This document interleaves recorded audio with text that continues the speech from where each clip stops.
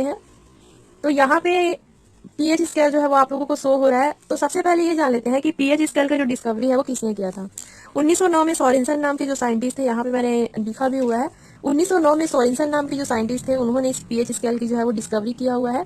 तो एक्चुअल में pH scale का काम क्या होता है, इसके थ्रू हम जो है वो किसी भी विलियन के अम्लीय और क्षारीय गुणों के बारे में पता लगाते हैं। मतलब कौन सा आपका सॉल्यूशन जो है वो ज्यादा एसिडिक नेचर वाला होगा, किस कौन से सॉल्यूशन का जो है वो नेचर जो है वो बेसिक वाला होगा, मतलब कौन सा ज्यादा अम्लीय है, कौन सा ज्यादा क्षारीय है, कौन सा उदासीन है, मतलब न्यूट्रल है, इसके बारे में हम जो है वो इस पीएच स्केल के थ्रू जो है वो पता लगाते हैं। क्लियर हुआ आपको? तो चलिए देखते हैं। ठीक है, मैं आप लोगों को ये पॉइंट यहाँ पे बता देती हूँ, इसे आप लिख लीजिए, देन मैं आपको बताऊंगी। किसी विलयन की अम्लता मतलब एसिडिटी व क्षारीयता बेसिसिटी को प्रदर्शित करने के लिए सन 1909 में सोरेनसन ने एक पैमाना या स्केल विकसित किया जिसे पीएच स्केल कहते हैं। अब देखिए इसमें क्या होता है, आप यहाँ पे नंबर देख रहे हो, 0 से लेकर के 14 तक जो है वो यहाँ पे नंबर दिया हुआ है। अब देखिए बहुत ही इजी है, ये बीच में जो है वो 7 है जो कि न्यूट्रल होता है।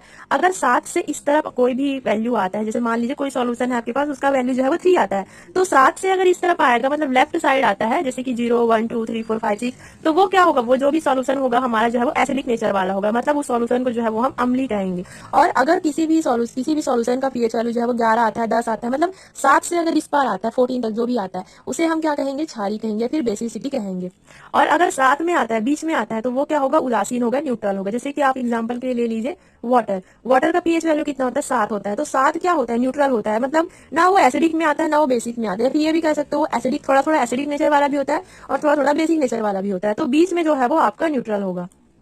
अब एक चीज और है, हम अम्ली को जो है वो दुर्बल अम्ल, दुर्बल अम्ल, कठोर अम्ल ऐसा सा भी पढ़ते हैं, मतलब वीक एसिड, स्ट्रॉन्ग एसिड ऐसा भी पढ़ते हैं। तो वीक एसिड क्या होगा, जो इस 7 के जो सबसे नजदीक होगा। जैसे कि मान लो किसी विलियन का, किसी भी सॉल्यूशन का पीएच वैल्यू 6 आया है और किसी भी सॉल्यूशन का पीएच वैल्यू जो है वो 0 आया है, तो 0 जो है वो क्या होगा, स्ट्रॉन्ग एसिड होगा, और 6 क्या होगा, वीक एसिड होगा। मतलब जो इसके जितने ज्यादा पास होगा, 7 के जितने ज्यादा पास होगा उतना ही वीक होगा, और जैसे जैसे इधर जाते जाएगा एसिडिक नेचर जो है वो बढ़ते जाएगा। सेम बेसिक के लिए भी है, क्षारीय के लिए भी है।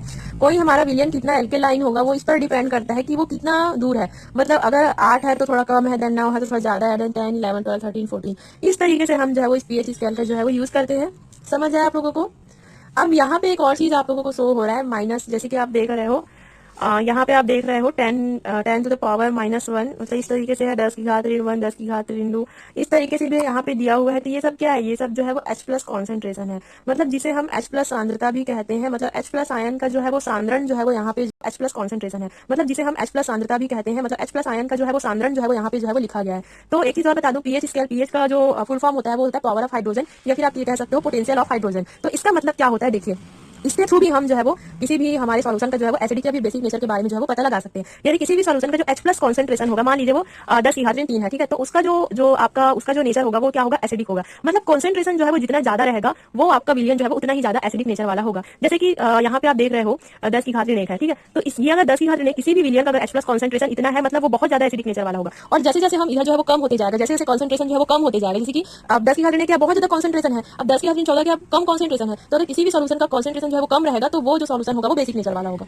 तो इसके थ्रू भी हम जो है वो एसिडिक और बेसिक का पता लगा सकते हैं। पीएच स्केल में जो है वो ये भी दिया रहता है ताकि H+ कॉन्सेंट्रेशन के थ्रू भी हम जो है वो इसे पता लगा सके। तो समझ में आप लोगों को? तो चलिए हम जो है वो पीएच वैल्यू का एक छोटा सा डेफिनेशन देख लेते हैं जो कि आपको एग्जाम में लिखना है।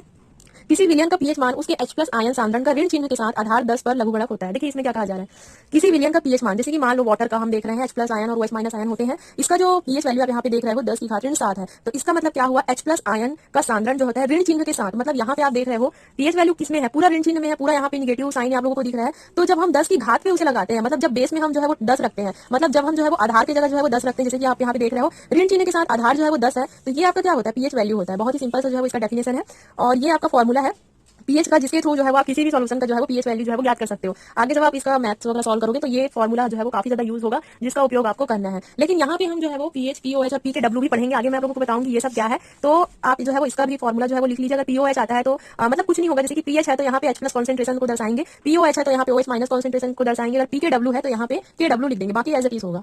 तो समझ आया आप लोगों को पीएच स्केल? अब चलिए मैं इसके भी जो है आप लोगों को रिलेशन बिटवीन जो है बता देती हूँ। Relation between pH, pOH and पीकेडब्ल्यू, तो एक एक करके हम समझेंगे ये सब चीज क्या है।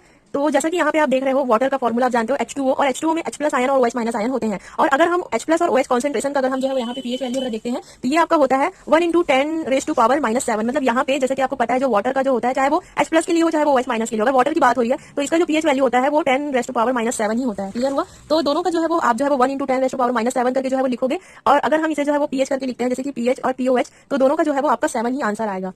तो यहाँ पे आप देख रहे हो H2O जो है वो इक्विलिब्रियम में है H+ आयन और OH- आयन के, मतलब H2O जो है वो H+ आयन और OH- आयन बनाते हैं, और H+ आयन और OH- जुड़ करके फिर से H2O जो है वो वाटर के मॉलिक्यूल जो है वो बनाते हैं। तो अगर हम यहाँ पे केमिकल इक्विलिब्रियम का जो लॉ है उसे अगर हम फॉलो करते हैं, मतलब द्रव्यानुपाती क्रिया का नियम अगर हम यहाँ पे लगाते हैं, तो आप इसे कैसे लिख सकते हो? कांस्टेंट, मतलब ये क्या है आपका वाटर का जो है वो डिसोसिएशन कांस्टेंट है, मतलब वियोजन स्थिरांक है, जिसे हम लोगों ने K करके लिखा हुआ है। तो K इक्वल क्या आ जाएगा? H+ × OH-, मतलब इसे हम लोगों ने ब्रैकेट में लिखा हुआ है क्योंकि ये सब इसके जो है वो कॉन्सेंट्रेशन को बता रहा है। यहाँ पे जो है वो प्लस है, लेकिन जैसे ही हम इस पर केमिकल इक्विलिब्रियम का फॉर्मूला लगाते हैं तो ये क्या आपका इंटू में आ जाएगा, तो H+ × OH-। नीचे में जो है वो हम H2O को जो है वो लिखते हैं। अब आगे देखिए क्या होगा, H2O को हम जो है वो इस तरफ ले आते हैं, तो K × H2O equal H+ OH- जो है वो होगा। अब जैसे कि यहाँ पे देख रहे हैं वाटर का फॉर्मूला है, तो हम इसे जो है वो KW करके लिख देंगे। ये जो KW है उसका मतलब जो है वो डिसोसिएशन कांस्टेंट होता है, या फिर इसे आप वियोजन स्थिरांक करके जो है वो बोल सकते हो। तो KW इक्वल जो है वो H+ × OH-, यहाँ पे जो है वो हम लिखेंगे ब्रैकेट में। अब देखिए जैसा कि आपको पता है कि यहाँ पे मतलब जो KW इक्वल H+ और OH- जो है वो इसके इक्वल जो है वो 10⁻⁻14 करके जो है वो होता है। तो डायरेक्ट आप जो है वो इसे PKW इक्वल 14 करके जो है वो लिख सकते हो, और यही जो है वो आपका होता है PH + POH इक्वल PKW। मतलब यहाँ पे जो PH है और POH है वो PKW के जो है वो इक्वल होता है, या फिर डायरेक्ट आप इसे लिख सकते हो PKW equal PH + POH equal 14। और यही जो है वो आपका इन तीनों के बीच जो है वो रिलेशन बिटवीन है। तो इसका जो है वो आप प्रैक्टिस कीजिए, बहुत ही ज्यादा ईजी है।